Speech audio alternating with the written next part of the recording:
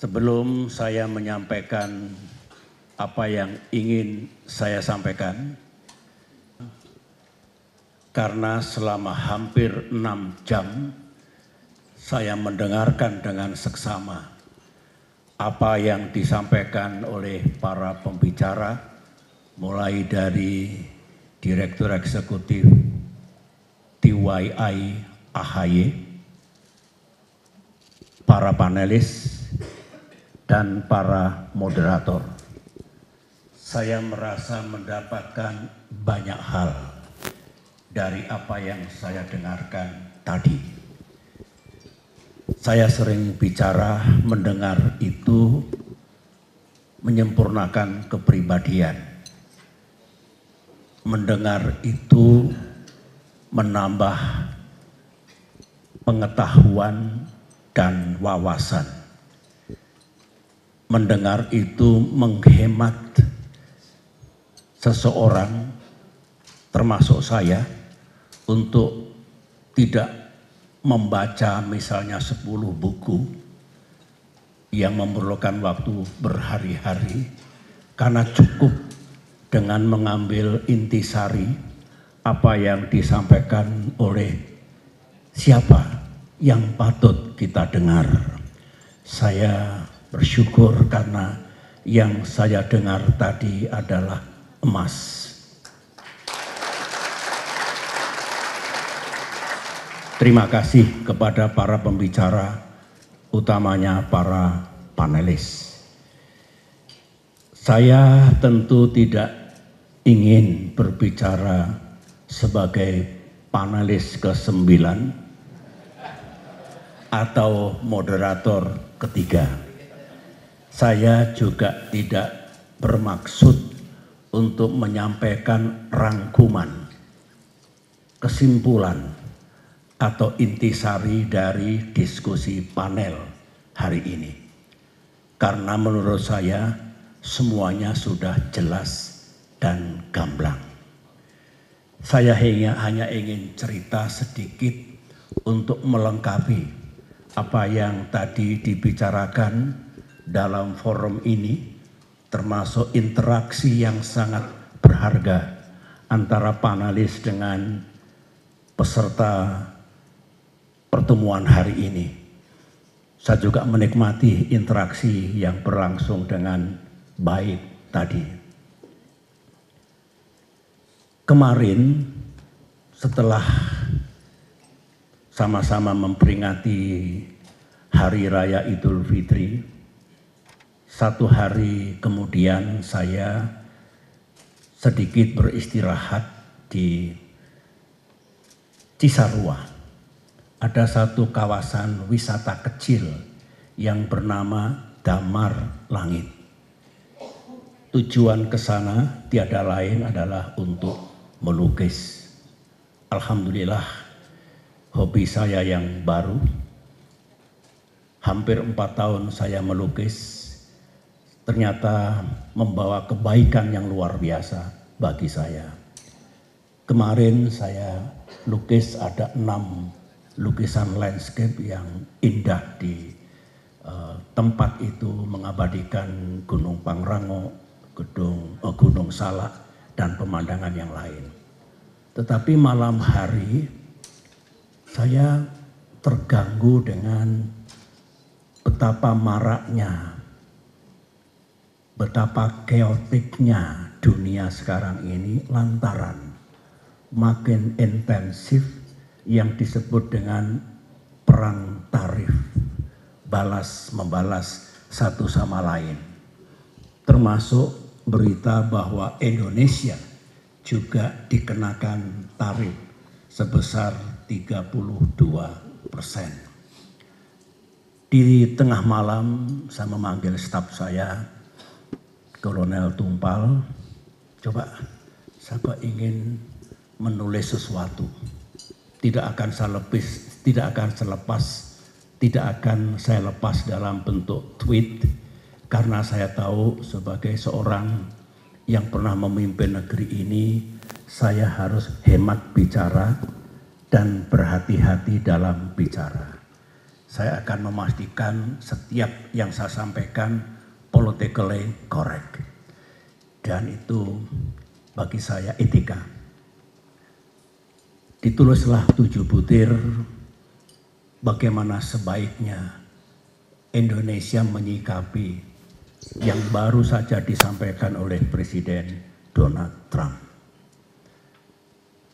Setelah saya lepas, saya kembali ke Jakarta dan 1-2 hari kemudian saya mendengarkan kebijakan pemerintah Indonesia untuk merespon apa yang dikenakan oleh Presiden Trump tersebut. Saya bersyukur karena yang dijelaskan oleh para menteri Indonesia, tentu termasuk Presiden Prabowo Subianto yang saya dapatkan dari berbagai sumber, itu boleh dikatakan 80% sama dengan apa yang saya pikirkan, dan kalau bisa saya rekomendasikan kepada pemerintah Indonesia. Saya khawatir kalau Indonesia terlalu reaktif, lebih emosional dan kurang rasional ketika kita menyadari kita ini siapa, dunia seperti apa, Amerika Serikat seperti apa. Kita harus tahu kemampuan dan batas kemampuan kita. Kita harus tahu apa yang bisa Indonesia lakukan dan apa yang tidak bisa Indonesia lakukan. Oleh karena itu, saya melepas tweet, hanya beberapa butir tweet yang merupakan dukungan saya kepada pemerintah Indonesia A, B, C, karena saya pandang tepat. Kemudian juga bertepatan dengan gonjang-ganjing pasar modal dan pasar valuta asing. Saya juga mengikuti, meskipun sekali lagi saya lebih bergulat sehari-hari sebagai pelukis, sebagai seniman. Saya berikan juga dukungan kepada otoritas moneter dan otoritas fiskal yang menurut saya yang dilakukan memang diperlukan untuk menenangkan pasar, menenangkan masyarakat kita. Tetapi pada alinea berikutnya lagi, saya mengingatkan bahwa termasuk yang ada dalam 7 butir yang saya pikirkan di damar langit yang belum sempat dikeluarkan, Indonesia memang harus bergerak cepat, tapi siap-siap berlari jauh. Nobody knows sampai kapan kehebohan, gonjang-ganjing, chaos, disorder yang terjadi di dunia ini bukan hanya berkaitan dengan ekonomi, tapi juga berkaitan dengan geopolitik dan keamanan internasional. Oleh karena itu yang paling tepat menurut saya, for us, untuk Indonesia, berjaga-jaga, melakukan antisipasi, mempersiapkan segalanya. Jika yang terburuk datang, Indonesia sudah siap. Memang ada yang mengatakan hoping for the best and preparing for the worst. Itu bagus, tapi itu menurut saya lebih pasif. Menurut saya, more than that, kita juga harus say something, do something, and menjadi part of the solution. Saya yakin Indonesia bisa.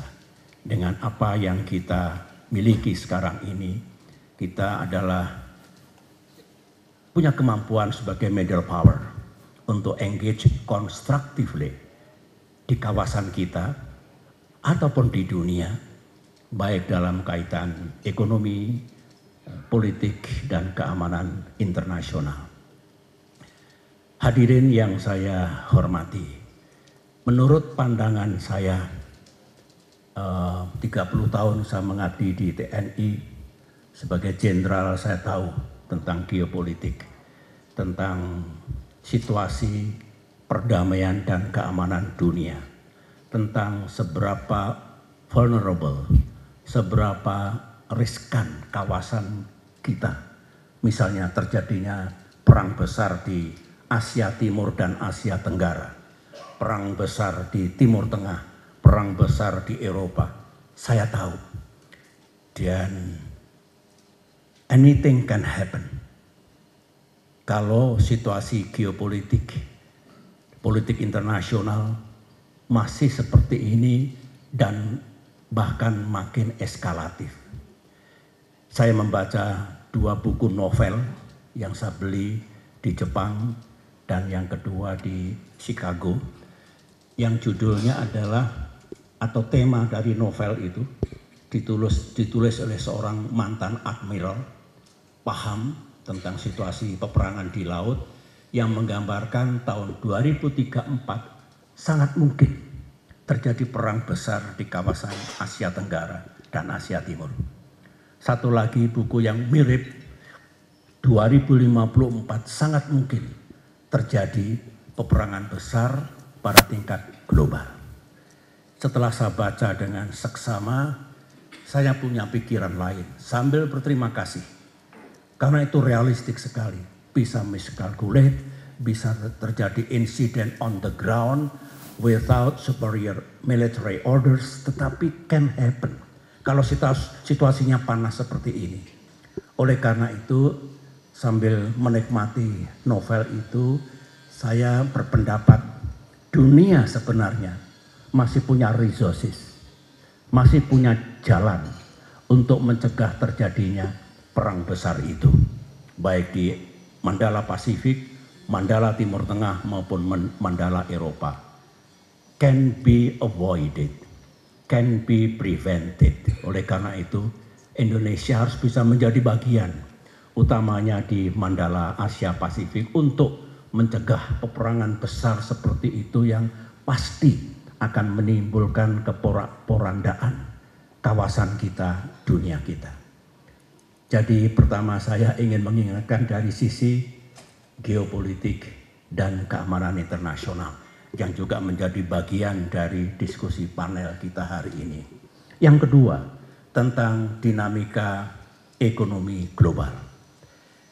Yang diharapkan itu adalah ekonomi dunia yang makin tumbuh inklusif dan berimbang, ekonomi dunia yang berimbang, kemudian perdagangan dan investasi ekonomi membawa manfaat bagi semua bangsa, dan boleh dikatakan dunia memiliki stabilitas ekonomi yang bagus. Itulah our goal, our objective. Saya masih ingat ketika terjadi krisis 2008-2009, saya aktif menghadiri G20 Summit, mulai dari Washington DC ke London dan seterusnya kemana-mana. Bagaimana segera stop the bleeding, kemudian bagaimana memulihkan kembali ekonomi dunia yang tidak mudah. Kita merasakan bertahun-tahun kita ingin memulihkan ekonomi global dari goncangan global economic crisis. Perdebatan di London, ini mana yang penting? Deregulasi, kemudian reformasi, atau stop the bleeding, bentrok antara Eropa dengan Amerika Serikat. Dan saya masih ingat, mengapa tidak dua-duanya? Mengapa harus memilih? Saya hanya ingin menyampaikan, sekali terjadi goncangan ekonomi, tidak mudah untuk mengatasinya, dan cost-nya sangat tinggi, apalagi kalau perang tarif, perang dagang ini menjadi-jadi. Bagaimana kalau global growth down? Bagaimana kalau unemployment meledak di mana-mana? Bagaimana kalau inflasi terjadi di belahan bumi dunia? Bagaimana nasib negara-negara miskin? Bagaimana kalau debt crisis? So, sama. Mengapa tidak? Kalau kita menjadi bagian dari solusi, say something, do something once again, agar ini tidak makin menjadi-jadi.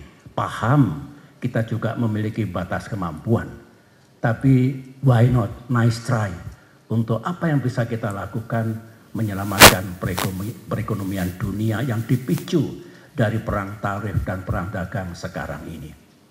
Yang ketiga, kita cemas, saya cemas, kalau perhatian para pemimpin dunia, tentu bukan hanya Amerika Serikat dan Tiongkok, tapi all world leaders, kalau makin away dari kewajiban internasional yang lain, misalnya menyelamatkan bumi kita dari climate disaster, yang menurut saya sekarang makin mencemaskan.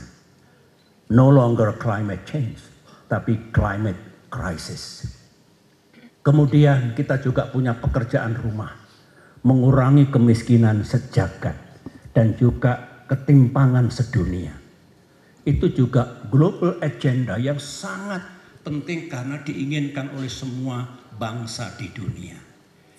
Nah, makin kita memusatkan pikiran kita, hari-hari kita hanya untuk perang dagang yang mungkin dampaknya buruk, demikian juga pendekatan dalam mengatasi persoalan regional melalui geopolitik of power, melalui perang, melalui apa-apa yang merupakan hard power, ciri dari power politics, seperti itu yang sebetulnya makin menjauh dari kewajiban global yang lain. Kita dari mimbar ini, dari bumi Indonesia harus juga ikut bicara. Jangan diam. Politik bebas aktif tidak berarti diam, tidak berarti tidak berpendapat. Tentu kita harus bisa dengan penuh tanggung jawab, dengan tujuan yang baik, ikut menyampaikan pikiran-pikiran kita. Forum seperti ini adalah cikal bakal atau embrio dari kepedulian kita terhadap permasalahan dunia. Yang kelima agendanya, tadi saya sudah bicara 1, 2, 3, 4 dari geopolitik dan keamanan internasional, global economy, combating climate change, kemudian reducing global poverty and inequality. Yang kelima adalah ini menjadi keseharian dunia nanti, yaitu bagaimana teknologi termasuk AI menjadi bagian dari kehidupan manusia sebumi. Disruptions, misuse of technology, perang menjadi sangat berbahaya dan sebagainya. Inilah pekerjaan-pekerjaan besar menurut saya, meskipun detailnya sudah kita bahas tadi di ruangan ini, tetapi saya justru membawa ke sesuatu yang lebih fundamental, lebih besar, semacam big picture dari seperti apa dunia kita sekarang ini, apa agenda dan tantangannya, dan bagaimana kita semua menjadi bagian untuk mengatasi masalah itu. Soal ASEAN, saya senang sekali ada pandangan-pandangan tadi. 10 tahun saya sangat aktif dalam ASEAN. Perubahan ASEAN Charter, saya juga aktif di dalamnya. Tidak boleh kita hanya bersandar, ASEAN tidak boleh saling mencampuri urusan dalam negeri masing-masing. Ada klausul yang lain. We have to respect democracy, human right, dan juga the rule of law. Bagaimana kita menyandingkan. Tadi Bung Rizal Sukma, mungkin diperlukan chapter yang lain. Welcome. Saya pernah berbicara dengan Angela Merkel, Chancellor of Germany di Cannes, Prancis pada saat G20. Saya tanyakan, rupanya di Uni Eropa ada masalah yang rumit. Iya, nggak selesai-selesai, tidak mudah pengambilan keputusan. Enak ASEAN. ASEAN itu nggak terlalu structured, tidak rules based, malah mudah. Melihatnya begitu, padahal ASEAN juga ingin bagaimana kita more structured, more rules based, termasuk decision making process. Oleh karena itu, tidak ada yang mentabukan merubah sebuah charter ASEAN. Sebagaimana our dream melihat kembali UN Charter misalnya. sampailah saya kepada apa yang akan terjadi di dunia ke depan ini. Ini sementara, musiman, atau ini awal dari the end of world order. Setelah perang dingin dan sebelumnya setelah perang dunia kedua. Akankah UN Charter akan ditinjau dan diubah? Apakah Bretton Woods Institute juga akan sirna?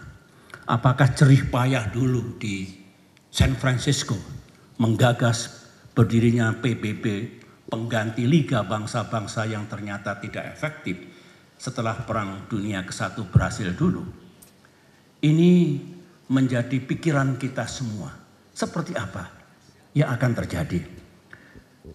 Mudah-mudahan kalau ini akan terjadi chaos baru pada tingkat dunia, sebagaimana yang pernah kita dengar kalau ada bencana besar karena lempeng tektonik kita bergerak, tsunami contohnya di Aceh, ada pelepasan energi di sana sini, setelah itu terjadi keseimbangan baru, kemudian move on menuju ke masa depan. Akankah dunia kita kalau ini terus berlangsung makin memburuk, terjadi goncangan besar, kata Pak Wamenlu tadi, ini barangkali blessing in disguise, itu bukan kata-kata saya. Tetapi mungkin kita tidak tahu rencana Tuhan. Ya, apa yang akan terjadi? Tetapi harapan kita, kalau terjadi sesuatu yang buruk, ya Allah, ya Tuhan, jangan berlama-lama, segera berikan kami jalan baru, situasi baru, untuk membuat dunia ini makin bagus, yang menguntungkan kita semua. Sangat mungkin seperti itu. Kemudian yang terakhir, Indonesia. Saya tentu sama dengan pendahulu-pendahulu saya, mulai dari Presiden Soekarno, Presiden Soeharto, Presiden Habibie, Presiden Abdurrahman Wahid, Presiden Megawati. Saya kira sama dengan penerus saya, Presiden Jokowi dan Presiden Prabowo, tentu ingin melakukan yang terbaik untuk negeri ini bersama pemerintah yang dipimpin oleh masing-masing presiden.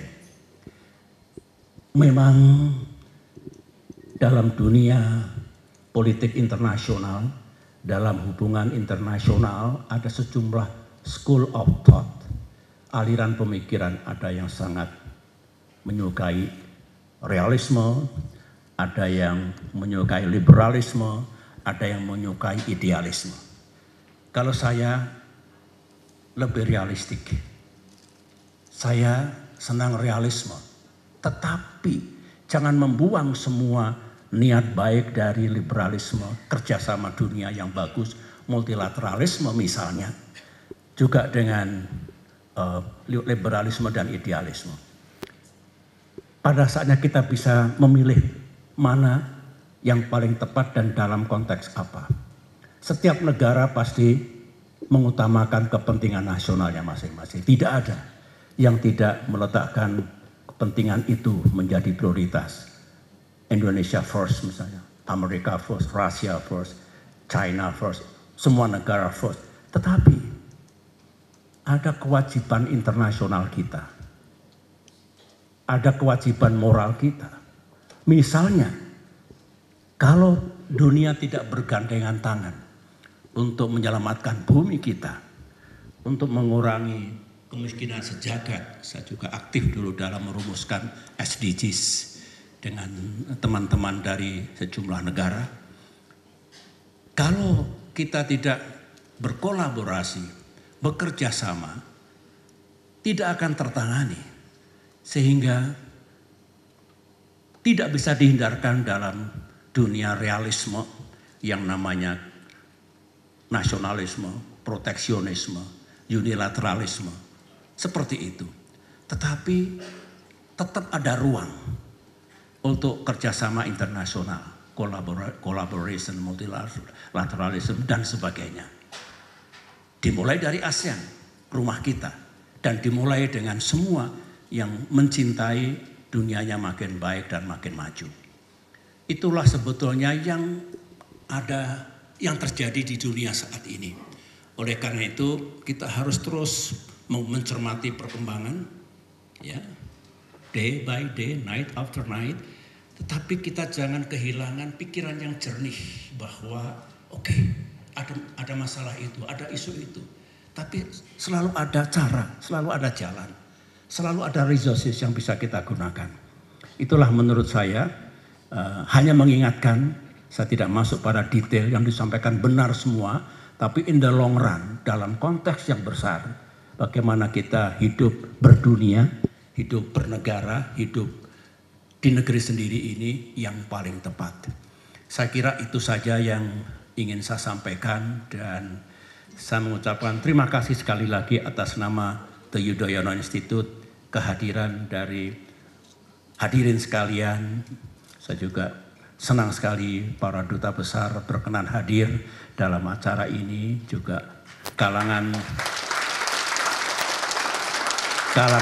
anggota parlemen dari kampus, mahasiswa, dari komunitas pendidikan, TNI, dan semua pihak.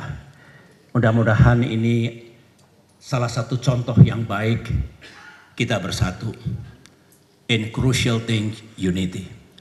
Dan kemudian kita patut untuk sekali lagi menjadi bagian dari solusi dan masa depan dunia yang lebih baik.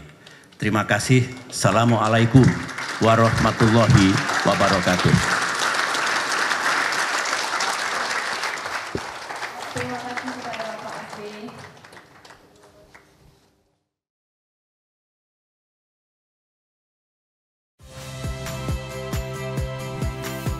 Saya Radi Saputro.